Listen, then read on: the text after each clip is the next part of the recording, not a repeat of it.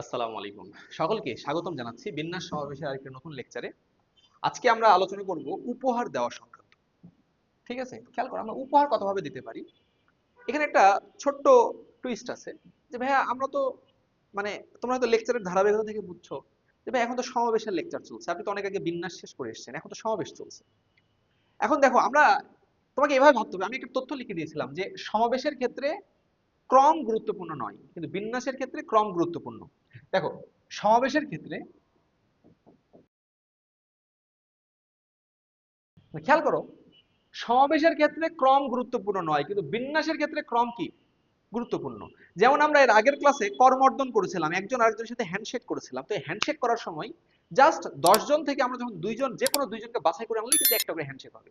এখন কাকে আগে আনছো কাকে পরে আনছো এতে সমস্যা আছে না। যেই আসুক, আগে আসুক আর পরে আসুক, সাকিব আগে আসুক পরে তামিম আসুক, দুইজন মিলে তো একটাই হ্যান্ডশেক করছে, একটাই করমর্দন করছে।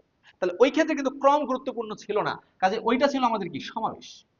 কিন্তু এখন যখন উপহার দিব, দেখো 10 জন থেকে কিন্তু খালি দুইজনকে বাছাই করলেই হবে না। 10 জন থেকে দুইজনকে বাছাই করব, বাছাই করার পরে এখন এ ওকে উপহার দিবে, আবার ও একে উপহার দিতে পারে, কিন্তু দুই ভাবে উপহার দিতে পারে। তাহলে বাছাই করলে কিন্তু হবে না। এবার আমাদের কি করতে হবে, বিন্যাস করতে হবে। 10 জন থেকে দুইজনকে আমরা কি করবো, বিন্যাস। কারণ এই ক্ষেত্রে ক্রম গুরুত্বপূর্ণ। কারণ সাকিব তামিমকে উপহার দিচ্ছে, আবার তামিম সাকিবকে উপহার দিচ্ছে, দুইজন দুইজনকে উপহার দিচ্ছে।